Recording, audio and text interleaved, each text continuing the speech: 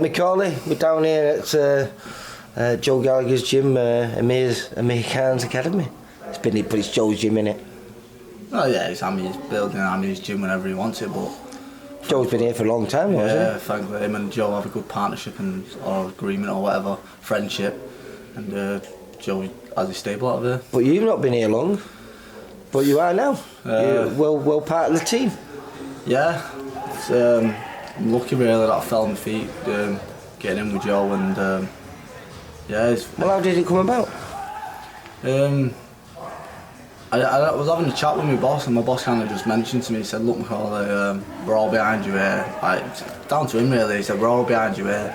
You know, we want to see you get the best of yourself, so maybe you need to start prioritising gym instead of work. Like, train a few times in the mornings and stuff, and then come to work. He said, because boxing's your life and work's always going to be here for you. It's a really nice thing to do, and so the first point of call, so I'm going to go anywhere, I'm going to go to Joe's, like that's what I've always wanted to do. So I had a chat with Joe, and Joe said come down, and the rest is history. Well, it's not well, history. For me it's great because obviously we've got two welterweight VIP, we've got Jake James and James Moorcroft, and you seem to be a perfect addition, you know, for them to help bring them on, and vice versa. I just watched the three of you all moving around there together, and all fairly different in styles as well. Yeah, definitely. Jake's a bit back foot. Jake's back foot, and James is fucking all action, come forward, balls to the wall. You like that though, don't you? Yeah, well, I like a bit of both, so it's good. It's good to be versatile, good to adapt and stuff. So yeah, no, the benefits here, mate. From where I was when did I come here? Probably end of July, start of August to come here, mate, and the way Joe's like just increment me into the team and like sparring and little bits of bobs here and picking out parts there and picking out mate, I'm completely different. From the difference in me is unbelievable, I think. But like I'm talking about it and stuff, which is kind of not necessary. Like when I fight, we'll see. Yeah, we'll see. Yeah. Well, I mean, obviously your last two fights ended up in defeat, but they were short notice and massive step-ups, really. You know, I can't pronounce Turson's surname, but he's trains with Jamie Moore now, doesn't he? Absolute animal. And you went 10 brutal rounds with him, mate. And I think you showed something to a lot of people that no one knew that you had, which is massive balls. Yeah, I've always backed on me balls, to be honest. What's the saying of Scarface? You know, I have two things in his life: my word and my balls, and I don't whatever the saying is. Yeah, no, but I always knew, and you know when the fight was coming and stuff, it was a hard year all round. But then when the fight come, I was itching for a fight. I just wanted to fight. I needed to release this. I don't know what it was in the shape of my life. I just needed to release this energy. And well, that was another thing as well, because going into those two fights, you were perhaps been in the best physical shape that you've ever been in your career. Yeah. You were absolutely looking ripped and everything, but perhaps not the right mindset that you're perhaps in now. No, definitely not. Like I talked about a lot of things and before the fight, and they were just all straight out of the fucking quote book and that. And I do love a good quote, but I can blag it easy. But like when I'm speaking, I mean what I say, and I'm in a great place. Like don't get me wrong, there's always issues that we've got to overcome in life and stuff like that. But I remember last year I was in great physical because there's nothing else for me to do. I just wanted to train. I had all this energy, all this anger inside me of life. I just needed to get it out there. So I was itching for a fight, and then they threw that Kazakh at me. And I thought, right, well, there you go. And like halfway through the fight, 4th, 5th round, I was getting in. I thought, you stupid idiot. I thought, you stupid. And I just thought, you know what? You made your bed, fucking lie in it. And I was just taking it out. And you know what? I come out the ring and I fucking, in a weird way, like I felt flipping liberated. Like I had all the women show betting on me. I had all these people, and I said, and the worst possible scenario in my life happened. I would rather got knocked out, but something inside me, just idiots like me, don't quit. So we ended up going the full 10, and I got out and I thought the worst things happened. I've just been battered for 10 rounds. I was way out of my depth, but yet I don't feel that bad. It's like a weight had been lifted. Not because that was also your first loss as well, wasn't it? Yeah, not the fact that I'd lost, just like in life general, just like a lot of things, and then that happened. I thought, you know what, F to it, and then not even just 28 days later, as me bang on me because my eye was cut, I was back in the ring again, and I weren't proving it to anyone else. But you know something, I think we can say it now because you've even told me before, but you'd actually never really trained for that. The training that you'd done for that was actually for the fight previously, and you coasted your way to that fight. And Kieran Conway is bloody massive, light middleweight, isn't he? Yeah, he is. And it was made at middleweight as well, which I think is probably his preferred weight, or whatever it is. At the end of the day, there's no excuse. You were just better than me. Like, we can sit here and say, I didn't do this, I didn't do that, or I could have done better for this, or I should be this weight, I should be that weight. But I should have adapted, and I should have overcome what I should have, and found a way, and I didn't. So on the night, they were just better than me, and that's easier to live with than saying, oh well, I should be this weight, or I should be that, or this didn't go to plan. That's hard to live with that. If you can just accept, you know what, they were better than me, at least you've got a platform then to build off. Hence probably why I found the motivation to get off my arse and think, you know what, I'm going to go to the best place I think is possible for me. And Joe, if anyone's going to get the best out of me, it's going to be Joe Gallagher. Do you think we've not seen the best of you yet? Yeah, as a professional. You know, when I look back on my career, I think I've had some good moments, but I think if it was to quit now, I'd be so disappointed. Like, I haven't even won a Central Area title. I haven't even won an English title. Like, I haven't even really got a good name on my record, but I do feel, in my head, I do feel like I'm better than that. I am, but I need to go out there and prove it. I'm sure that I have got substance behind me. Like, if you're thinking this joke. Well, if you were to retire, what would you like to retire with? You know, where would you think minimum? You know, would you like to be at least an English champion? No, obviously I'm never sniffing those, mate. If I won a Central Area title, it'd be like a world title. But in that, I will always head to be a world champion. Yeah. And that sounds daft now because I had 2 losses, so I sound stupid. So what you do is you go little steps now, right? Well, Central Area, English, and then you go, opportunity for a British, then you're British champion, and then on beyond. I want to be British champion, yeah. That's.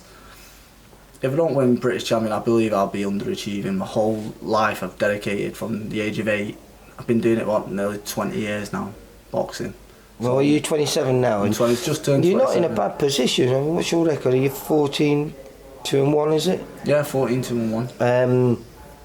You know, a lot of people just starting out on their professional journey at 27. So really, you've got all that experience behind you. You're in a great environment in this place here. Yeah. I think you've got some great stablemates that are all looking to do what you want to do. They all want to be British champion minimum. And I believe all 3 of you could be as well, without too much of a problem. You just got to, as you said, prove it and get that opportunity, because it's what every fighter wants to do that. So there's quite a few other people fighting to get there, and you might have to go a different route. You might have to go bypass and go somewhere else and then come back to that. But yeah, whatever. I'm a fighter, mate. No, I'm in the gym. I'm in the gym all the time, and I haven't missed a session since being here. I'm dedicated as I can be, and like I'm doing my job as a boxer fighting. So hopefully now your popularity rose ridiculously when you went on those 2 stages. Even though there were losses, people know who Macauley McGowan is now, and we all know that you've got the heart of a lion and everything. Yeah. And the people that know you well know you're a lot better than those 2 performances, skill wise. I mean, I think there was a statement said by Jimmy Egan. He said you were arguably one of the best fighters that Jimmy Egan's academy has ever produced. And when you consider Tyson Fury and all the people that have come out of that gym, that's a high statement. And do you feel like do you think that was a lot of pressure put on you years ago? No, was it? A lot of things a lot of mindset and a lot of things that get me through life in general stems from being at that club and the things that they said to us and stuff. And if it weren't for Jimmy, I only knew Jimmy Egan, the actor himself, for about 2 years before he died.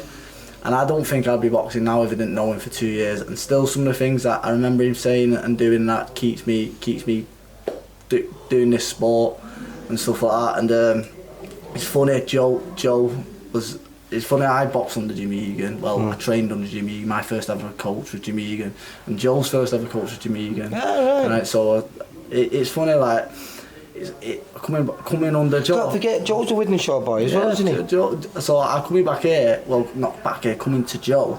I see a very similarity in the way he trains us and stuff. So I do feel like that kid again who's just loves boxing, who's being mentored and the student of the game again, and what he says goes. And I feel like that kid again, and I feel like he has that over us. So I just enjoy it. Like, I feel like that kid again when I first walked in and I seen Jimmy Egan. So yeah, I've got my passion. Because, you know, boxing and life can wear you down, and 20 years into this and you're still as enthusiastic as you were when you first started out is a good sign, isn't it? Yeah, of course. People must think, like, I put stuff out there, you know, we all have high days, bad days. So I'm a truthful guy, I just say what I feel at the time. So I might say, oh, you know what, I hate boxing. Because we all hate boxing sometimes, you know what I mean? But like, you're getting me now on to finish the gym session and I'm on top of the world. Like, I've just done an hard session and I feel good. But yeah, that's what I mean. I'm dedicated. I love boxing, and I just hopefully I'm looking to get out before Christmas. I've got my management team on it, trying to get me on a show, and then get a win and then jump back in with a big fight next year. I just move on with my career. I'm not no journeyman who just takes away things. You know No. People that obviously you don't, but others, people maybe just outside of Sigma think, oh, it's just a bit of a journeyman now, just wants away fight. It's not the case. I'm a hungry, even though I'm 27, I'm young as anything. I'm hungry. I just want to do. Maybe because really at 27 you're just coming into your peak. So if this, it's a good sign, coming into your peak and perhaps the most focused you've ever been in your boxing, then that. I honestly believe since I come here, I've been professional. Like, just the way my mindset, the way Joe trains us, just everything. So I could say that was like my amateur stuff. That like I've prepared as an amateur in a lot of my fights. I've prepared like I weren't a professional, but I am now. I mean, don't get me wrong. Last year I did prepare well for my fights. Don't get me wrong, but now around it. Now your little lad's a lot better and proving loads of people wrong. Yeah. Does that give you the opportunity in your head to now focus on you? Because obviously you must have been focused on him, and that was obviously not a distraction, because you don't distract, but you know what I'm saying. It obviously you couldn't call on anything else because your little boy was, you know. Well, that was it. To be a winner, you've got to be obsessed with winning. That is it. And all my life I've been obsessed with winning. I had a bit of a wobble when my daughter was born because I thought, wow, I'm a father now. So it did waver then, but then I clawed it back.